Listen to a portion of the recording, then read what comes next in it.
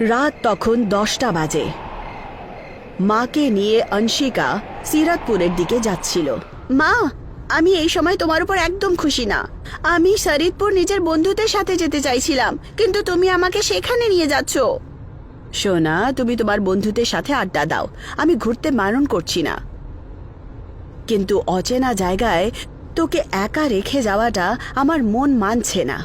আর একটু এগিয়ে যাওয়ার পর তাদের গাড়ি একটা গেটের ভেতরে ঢুকে পড়ে। সিরাতপুর গ্রাম, এই যে চলে এলো তোর গ্রাম। মা, এ তো ঘন জঙ্গল, মনে হচ্ছে তোমাকে বোকা বানাচ্ছে কেউ, বুঝেছো?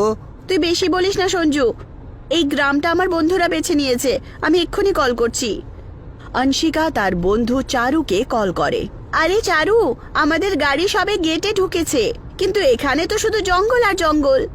আরে শুরুতে তো জঙ্গলই থাকবে না, এগিয়ে যাবি তখন গ্রামও দেখতে পাবি। ঠিক আছে, আসছি। মা, খুব জোরে হিসি পেয়েছে আমার। নন্দিনী গাড়ি সাইড করে দেয়। তাড়াতাড়ি করে আয়, ঠিক আছে?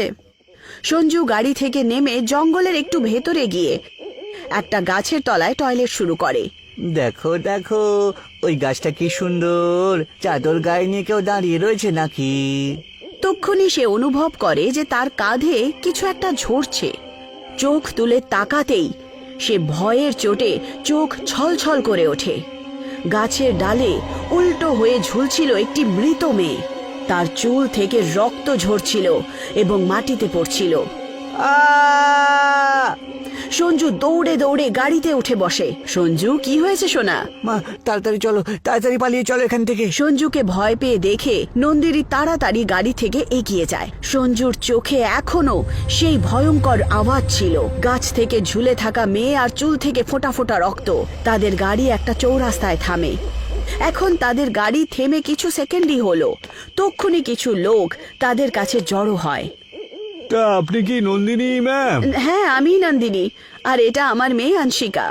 আসুন আসুন অংশিকা দেবী, আপনার বন্ধু চারু আর জিয়া দেবী আমারই গেস্ট হাউসে তো রয়েছেন, আসুন। ধন্যবাদ। লোকটা তাদেরকে নিয়ে গেস্ট হাউসের ভেতরে যায়, আর বাকি সবাই একে অপরের দিকে তাকিয়ে রহস্যময়ীভাবে হাসে। বাহ, এই গেস্ট হাউসটা তো বেশ দারুণ। নমস্কার আন্টি।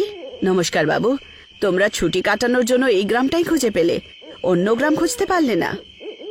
আন্টি, এখানকার স্পেশালিটি যখন আপনি দেখবেন আপনিও ফ্যান হয়ে যাবেন। চলো চারু আর জিয়া, আমরা সকালে দেখা করব, ঠিক আছে? এখন অংশিকা তার মায়ের সাথে আর সঞ্জুর সাথে একটা রুমে, আর চারু আর জিয়া নিজের রুমেই ছিল। তক্ষুনি চারু অংশিকাকে কল করে। আরে, আমি ভাবছিলাম যে আমাদেরকে এক্ষুনি যাওয়া উচিত, নইলে তোর মা অনেক বেশি ডিস্টার্ব করবে। হ্যাঁ বাবা, ভাবছি তো আমিও সেটাই, কিন্তু এখন আমরা যাব কোথায়? আমি একটা জায়গা জানি, আমরা এখন সেখানে যাব। আজ রাত ওখানেই থাকবো আর সকালে হাঁটতে বেরোবো। ঠিক আছে, আমি আসছি। এটা বলে অংশিকা নিঃশব্দে ঘর থেকে বেরিয়ে যায়। ওরা দুজন তার রুমের বাইরেই দাঁড়িয়েছিল। চলো এখন আমরা এখান থেকে যাই। হ্যাঁ হ্যাঁ, চলো। তিনজনই সেখান থেকে যেতে শুরু করে। তারা জানতো না যে সেই সময় একটা ঘোমটা পরা মহিলা একটু দূরে দাঁড়িয়ে তাদেরকেই দেখছিল। এই দেখ, ওই চৌকিদার তো জেগে আছে, ও আমাদেরকে যেতে দেবে না।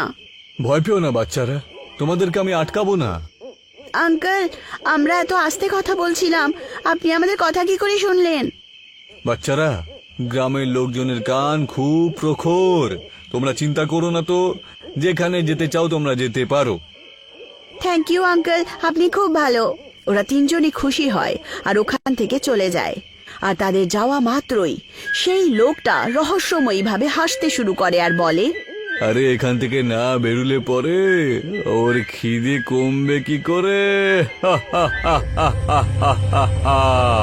ওরা তিনজন ঘন জঙ্গলের রাস্তা দিয়ে যাচ্ছিল। ইয়ার, তোরা আমাকে এখানে জঙ্গলে কেন নিয়ে এসেছিস? আরে বাবা, এটা শর্টকাট, তুই ভয় পাচ্ছিস কেন? আমরা তো সাথে আছি তো। জঙ্গল থেকে অদ্ভুত সব প্রাণীর আওয়াজ আসছিল। তারা তিনজনই ভয় পাচ্ছিল, তবে একে অপরকে নিজেরাই কিছু বলছিল না। তক্ষুনি তারা হঠাৎ করে দাঁড়িয়ে পড়ে। তারা দেখতে পায় যে সেই ঘোমটা পরা মহিলা তাদের সামনে দাঁড়িয়ে আছে। সে আস্তে আস্তে কিছু না বলেই তাদের দিকে এগিয়ে আসছিল। চল, এখানে কিছু ভালো লাগছে না। ওরা তিনজনই তার নাগালের বাইরে চলে যায়। কে ছিল সে? ভূতনি ছিল নাকি? আরে ভূতনি কি করে হবে? পাগল মেয়ে হবে কোনো। তুই ভয় পাচ্ছিস কেন বল? এখন তো সেও নেই এখানে। তক্ষুনি একটা গাছ থেকে একটা জটা বেরিয়ে আসে আর সে জিয়ার পাকে আঁকড়ে ধরে। আহ! জিয়া! জিয়া একই ঝটকায় সেই জটার দ্বারা হাওয়াতে ঝুলতে শুরু করে। সেটা দেখে ওদের দুজনের অবস্থা খারাপ হয়ে যায়। এসব কি হচ্ছে? কে করছে এগুলো? তক্ষুনি একটা ভয়ঙ্কর ডাইনি ওখানে হাজির হয়। জিয়া মাটিতে লুটিয়ে পড়ে। সেই ডাইনি দেরি না করে জিয়ার পেট চিরে দেয়। আহ! রাতের অন্ধকারে চবর চবরের আওয়াজ খুব ভয়ঙ্কর লাগছিল। অনশিকা আর চারু দুজনই নিজের হৃদয়ের স্পন্দন শুনতে পাচ্ছিল। জিয়ার শরীরকে বাজেভাবে চিড়ে ফেলার পর সেই ডাইনি ওদের দুজনের দিকে আসে। আহ! চারু পালা! চারু আর অনশিকা পালাচ্ছিল। তারা এমন কোনো জায়গা দেখতে পেল না যেখানে তারা নিজের জীবন বাঁচাতে পারে।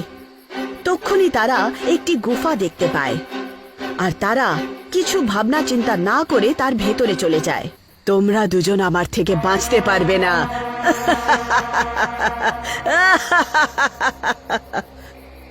এইটুকু বলে সেই ডাইনিও বিদ্যুতের গতিতে তাদের সামনে এসে দাঁড়িয়ে পড়ে।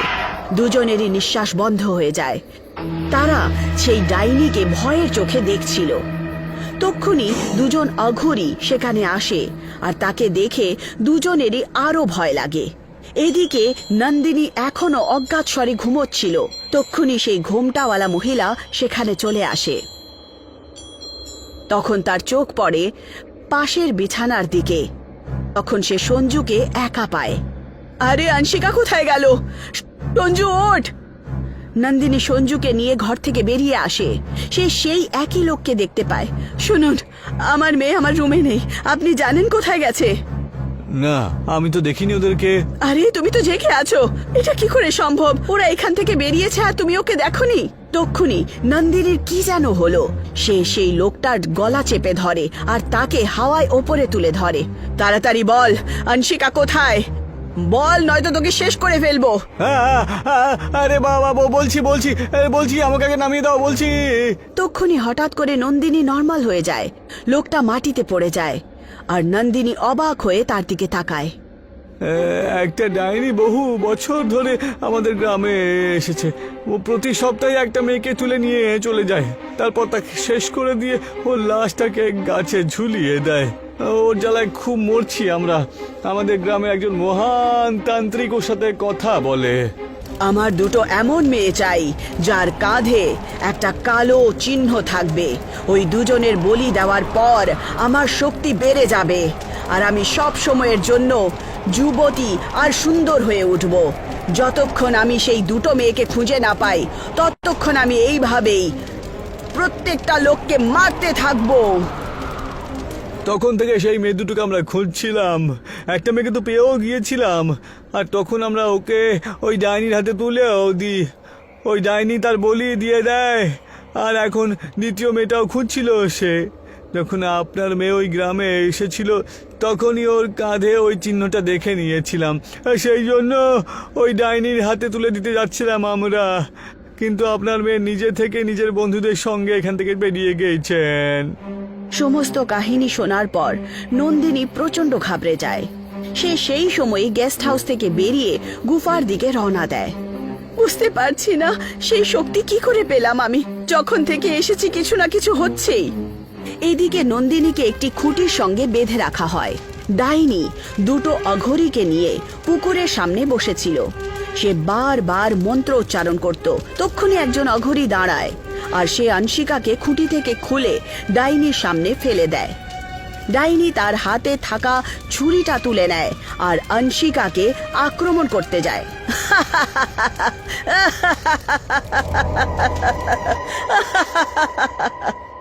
আর অনশিকার ওপরে হামলা করতেই যাচ্ছিল। তক্ষুনি অনশিকা! নন্দিনী ওখানে পৌঁছে যায় আর সে তাড়াতাড়ি অনশিকাকে নিজের দিকে টেনে নেয়। তুই কোত্থেকে এলি? নন্দিনী অংশিকাকে শক্ত করে জড়িয়ে ধরে আর অংশিকার প্রাণ ফিরে পায়। চলো তাড়াতাড়ি চলো এখান থেকে।